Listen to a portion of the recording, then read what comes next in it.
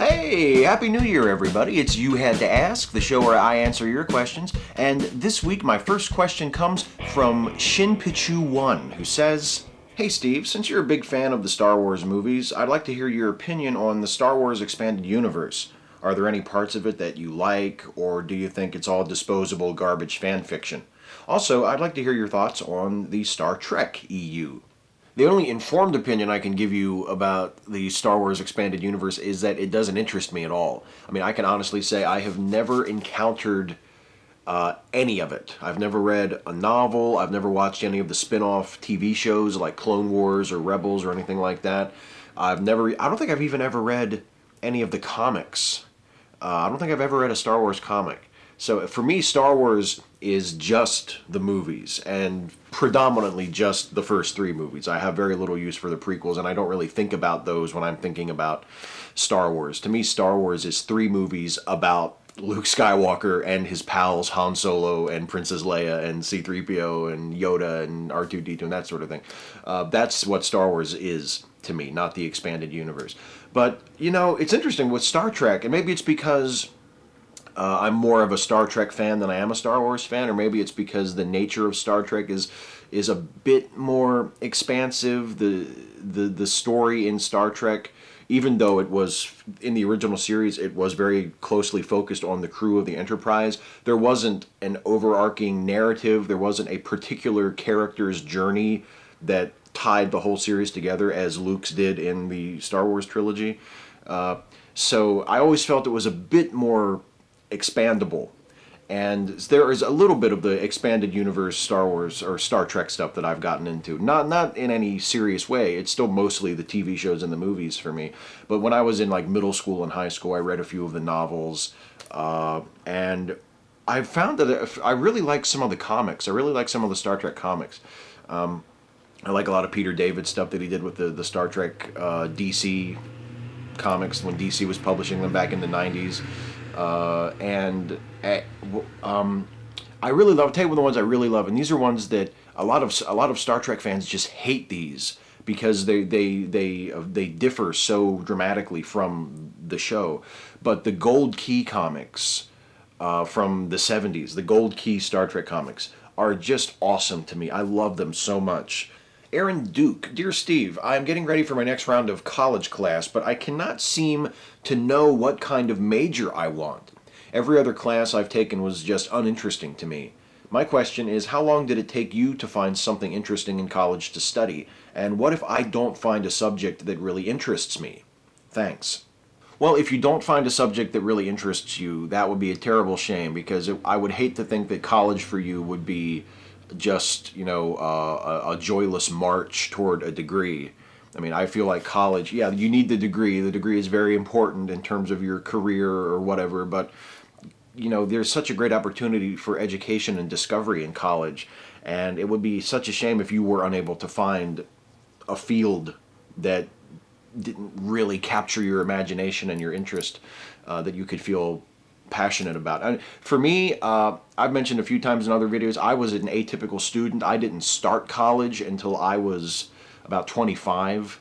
So I already knew going in that I wanted to be an English major, that I wanted to study literature and creative writing. So I knew going in what my focus was going to be. I knew I wanted to do that. I knew I wanted to find time to take as many science classes as I possibly could, because I also love science, and I love being able to study science at the university level, even if it was just the very basic, you know, like first or second year stuff. I never got into the higher levels of science because my English program didn't accommodate that, and because I just wasn't trained enough or smart enough and didn't have the prerequisites to get into those higher levels.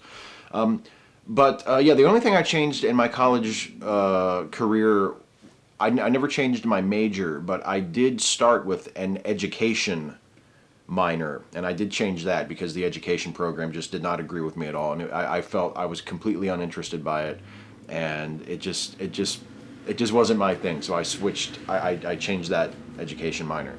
But yeah, I was fortunate. Like, I knew pretty much going in what I wanted, and I hope that you can find that too, because whatever it is, whatever field it is, whatever area of study, if you can find something that really just lights your fire, that's what I would recommend that you go to, because, I mean, college, yeah, you need the degree. The degree is incredibly important, but the education is what's most important, and the education should be something that you really can feel passionately about. Umar Sories. Hey Steve, finally have a question for you. First of all, thanks for introducing me to the Jenny McDermott channel. She kinda rocks. Anyway, in watching the channel, I wanted to get your thoughts on this whole Gamergate and Anita Sarkeesian stuff. I don't agree totally with either side of this argument, but I'm absolutely against threatening people, saying the nastiest things, and just being an asshole with the forum a person has been given.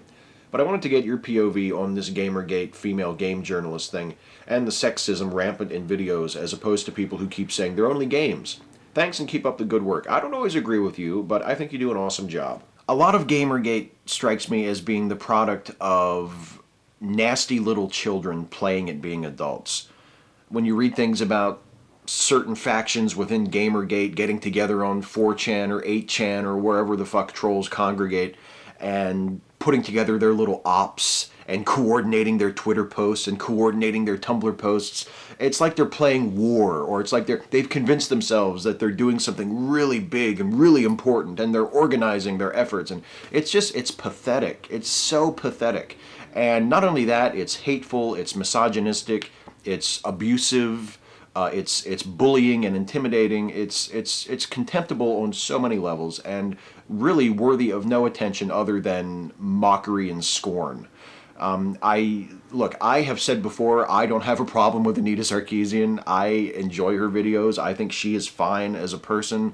I don't think she's intellectually dishonest. I don't think she's willfully misrepresenting the games that she talks about in her sexism and gaming tropes videos. I don't agree with any of the really harsh negative criticisms of her or attacks on her. But at the same time, if you don't like her, if you don't think her work is useful, if you do disagree with the point she makes or the example she gives or whatever, that's still no excuse for the way that she and other mostly women who have been targets of Gamergate have been treated. There is no excuse for it at all. Just because someone says something about something you like that you disagree with or you think is untrue doesn't mean that they're a horrible person, and doesn't mean that they deserve to be abused and bullied and threatened and publicly humiliated. There's no excuse for that at all.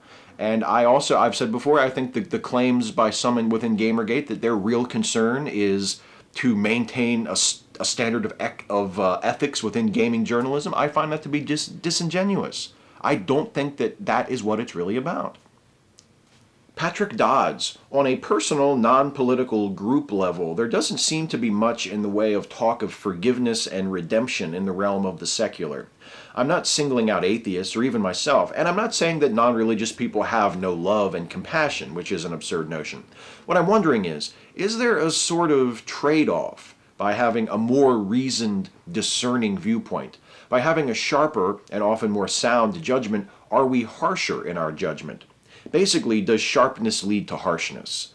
Are we less prone to forgive and believe in personal redemption for an individual if we don't believe in pie in the sky? I think practically speaking, the answer is yes, that sharpness does lead to harshness. I detect a lot of that kind of harshness in the atheist community on YouTube. I detect a lot of devaluing of emotions and devaluing of sort of the more romantic, higher, more poetic aspects of humanity in favor of the much more rigidly empirical and logical bits. And I think that's a shame. You know, as I've said many times, I was an English major in college. I studied literature. I studied poetry. I've loved art and film my entire life. I have great value in the more abstract, more emotional aspects of our humanity. I don't think we could possibly do without them, nor should we want to.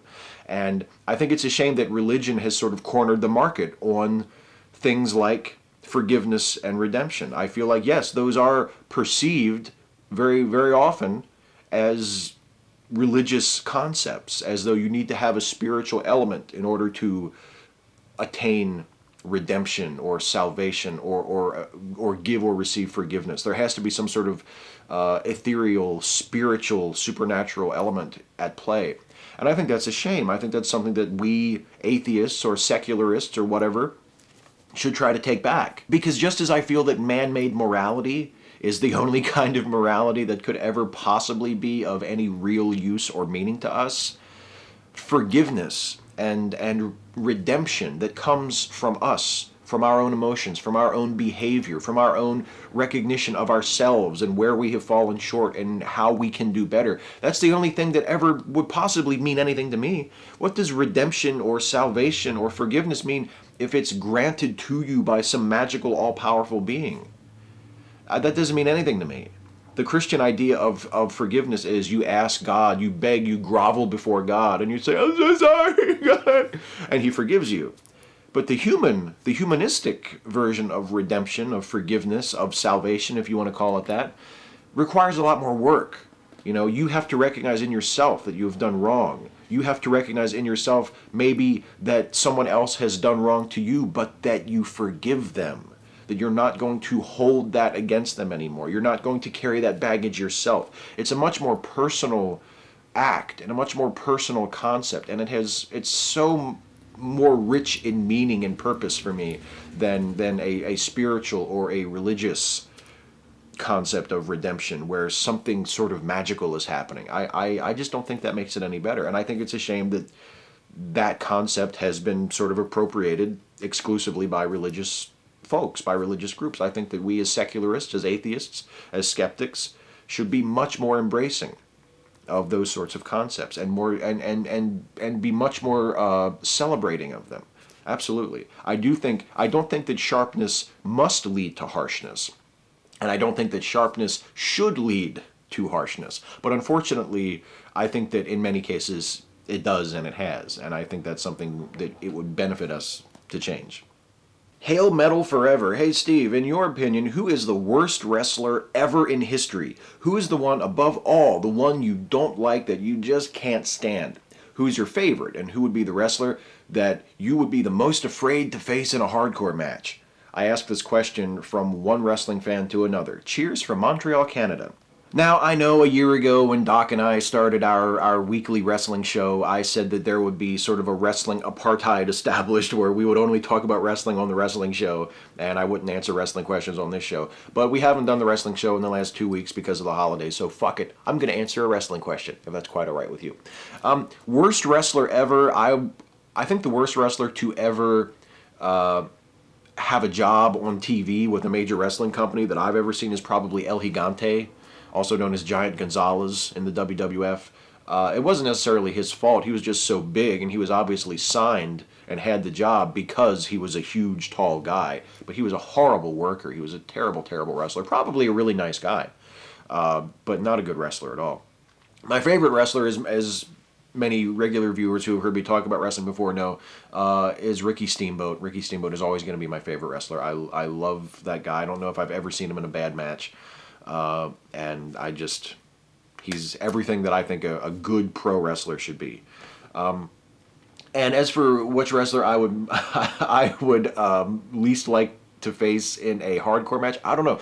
Back in the day, in the 90s, and what was, I guess, his prime, I would have been terrified to fight New Jack in a hardcore match because I don't know if he would have been as concerned with my safety and protecting me and working safe with me as I would hope he would have been.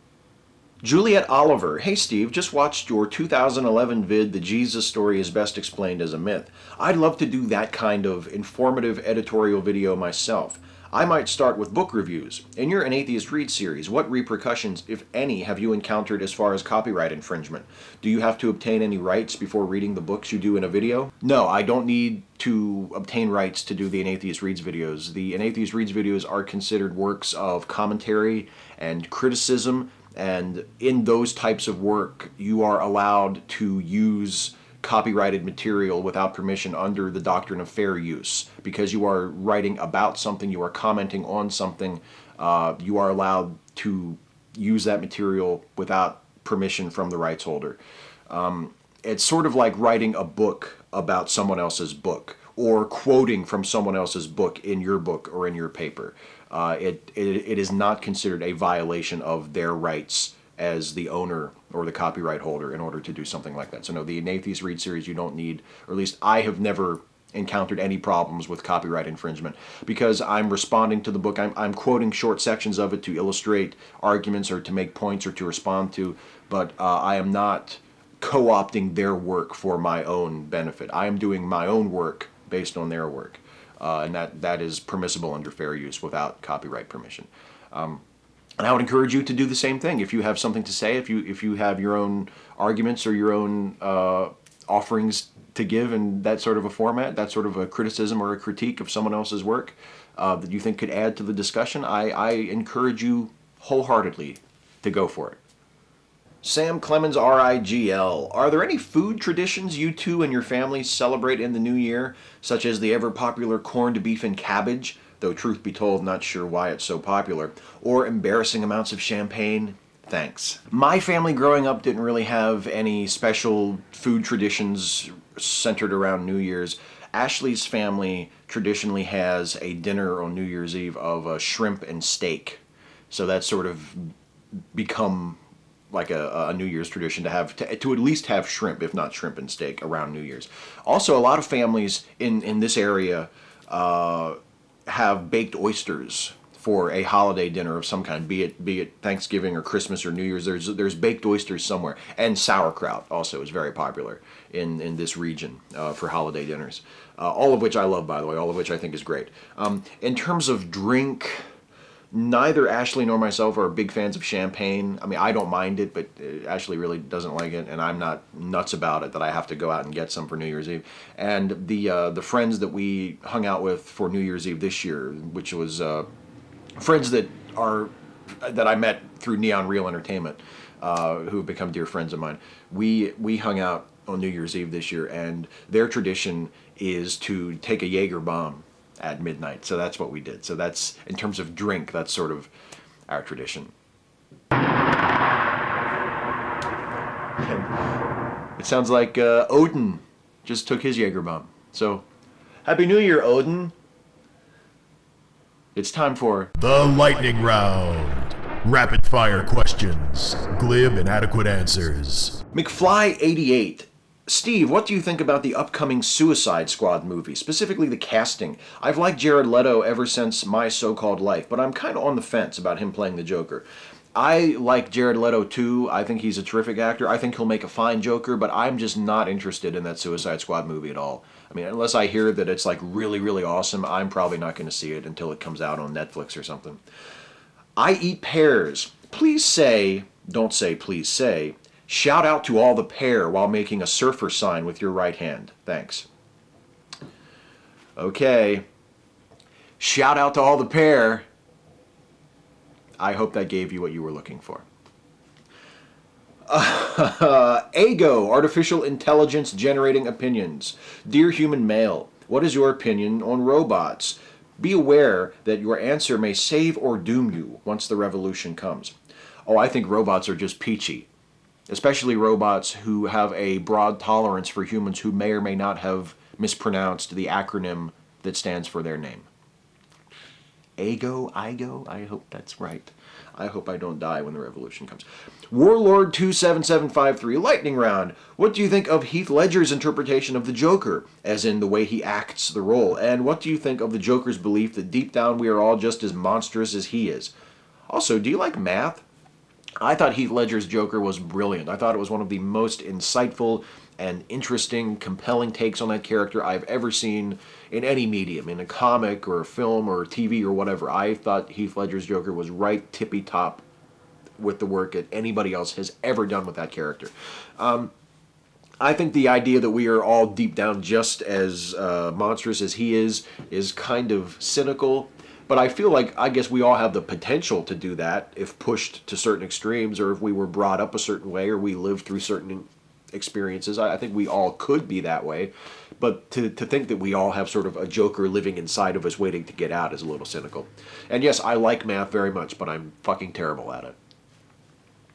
Highway. If there is a hell, then Jason with a D's will be watching every third-rate and worse YouTuber do a musical full-motion picture with you doing the narration and voiceovers with the entire cast of Sesame Street and the Muppets on repeat, while Jim Henson fists him and pulls on his lower intestine and tries to make him recite Bible passages from Psalms as Jim does shots of Sambuca. So what would your hell be? Jesus Christ, dude, that's my friend you're talking about. My hell, as I mentioned before, would be an eternity of being out somewhere in public and having people I know approach me to start conversations. That will be my hell. Creighton Reed. Hey, Steve, what's worse for you, a bad movie doing good at the box office or a good movie flopping at the box office? Oh, a bad movie doing good at the box office is worse for everybody because that encourages Hollywood to make lots more bad movies. Po Boy Cremier. Hey, Steve, can you be an agnostic atheist? I think I may be one, but what exactly does it mean? Thanks.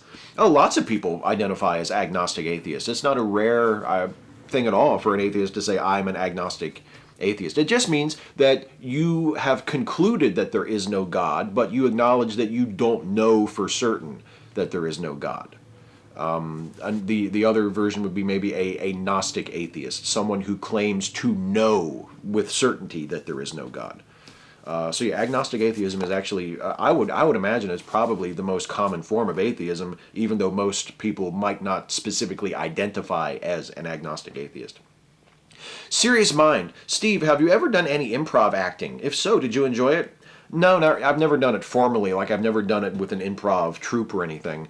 Just messing around with friends, just making things up, trying to keep a riff going. I mean, that sort of thing is fun. I could do that all night. But I've never done improv acting, like, in any sort of formalized, organized setting. Robin Halligan, D&D is boring and you love your wrestling? Well, Robin, we're all different. Isn't that what makes life so wonderful and beautiful, that we all have our different tastes and our different interests, and some of these interests may appear to conflict with each other, but that's okay. Some of us love D&D and think wrestling is the most boring, stupid thing ever. Some of us think wrestling is pretty stupid, but love it anyway. Harry Ray, as my second favorite Marylander, what's up with the shape of your state? Was it the bit that no one else wanted? Well, in a sense, that's true, actually. Maryland, as it was originally laid out, as it was originally surveyed, was actually larger and a slightly different shape than it is now. And little pieces were taken off of it here and there, given to Pennsylvania, given to Delaware, given to Washington, D.C. when that was established. But I think the main reason for the weird shape of the state is both the Chesapeake Bay right in the middle of it and the Potomac River serving as the natural southern boundary. That's why it's so weird. It does look kind of fucked up. You know what's cool is that the county where I live, Washington County, is roughly in a very similar shape to the state of Maryland. We're kind of proud of that in Washington County for some reason. Anyway, hey, guess what? That was the last question. Before I get out of here, I'm going to give a shout out. And the shout out this week goes to another awesome YouTuber who I feel like is a fresh, new, up-and-coming talent in our community, in our atheist, skeptic, liberal, feminist, whatever corner of YouTube that I consider myself to have my feet in various times. The shout out goes to Tainted Liberal. She is the sort of person and operates the sort of channel that gives hope to us old fogies. She is young, she's just getting ready to start college, and she has an awesome channel where she gives us commentary on politics and feminism and secularism. She is a very strong progressive voice. She doesn't talk about atheism so much as she talks about politics and feminism and social issues and things like that. But she is just terrific. I have been watching her work for the last couple weeks, and I think it's just awesome. She has a great presentation. She's great on camera. She's a great speaker, and her content is just terrific. A really awesome channel from a member of an up-and-coming generation of progressive secular YouTubers. I think it's just awesome. And not coincidentally, I will admit, she is one of the new members of the collab channel that I'm a part of, The Breakfast Club. She just joined The Breakfast Club, along with gothatfunk, who many of you already know, who's been doing videos for years and is also awesome. So if you haven't checked out The Breakfast Club, that I do videos for every Tuesday, check that out if you don't know about that or you're not checking that out already. And check out Tainted Liberal's YouTube channel. She's just joined us on the Breakfast Club, and her own channel is awesome and highly, highly, highly recommended. Check it out. And if you like it as much as I do, show her some love, show her some support, give her a subscription, like her videos. She's awesome. She deserves to have a much larger audience than she has now. Tainted Liberal, highly recommended. So that's it for me this week. I will be back next week to do this all over again, provided, of course, that you guys ask me some questions, because in order for me to do this, you have to ask. So leave a comment on this video that you are watching right this very moment and ask me a question for next time. You can ask me anything about anything. Nothing is too serious. Nothing is too silly. I will answer as many of them as I possibly can next time. So I will see you next time, and in the meantime, take care, everybody.